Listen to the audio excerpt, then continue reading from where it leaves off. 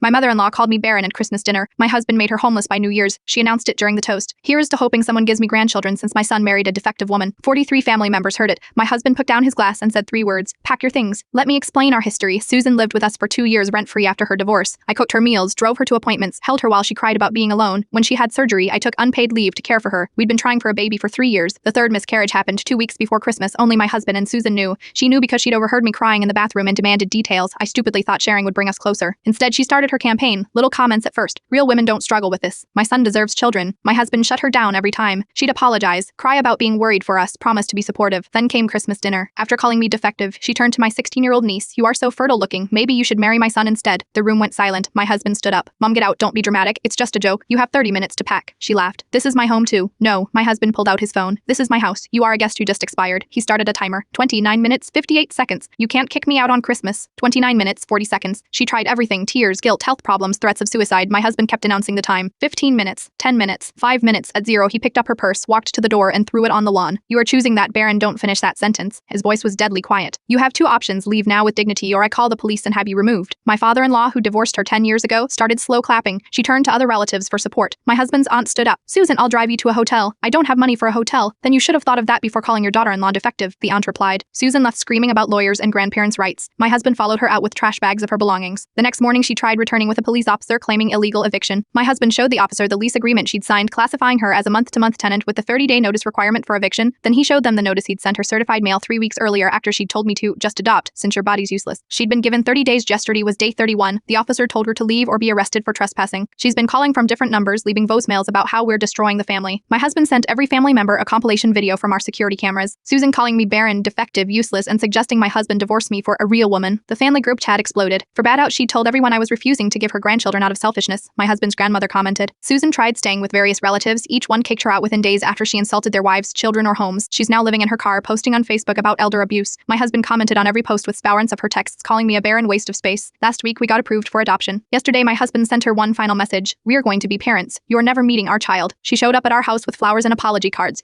My husband called the police before she reached the door. While she was being arrested, he yelled from the window. By the way, the doctor said the fertility issue was mine, not hers. I got treatment. She was never the problem. That was news to me too. He looked at me and shrugged. She didn't deserve the truth, but you deserved her knowing she was wrong. Susan's now facing harassment charges and has a restraining order. She sent a letter through her lawyer offering to apologize if we drop the charges. My husband sent back a one-word response. Number. Repainting the nursery this weekend. The color. Anything but Susan's favorite yellow. She'll find out about our child the same way everyone else will, on social media, where she's blocked.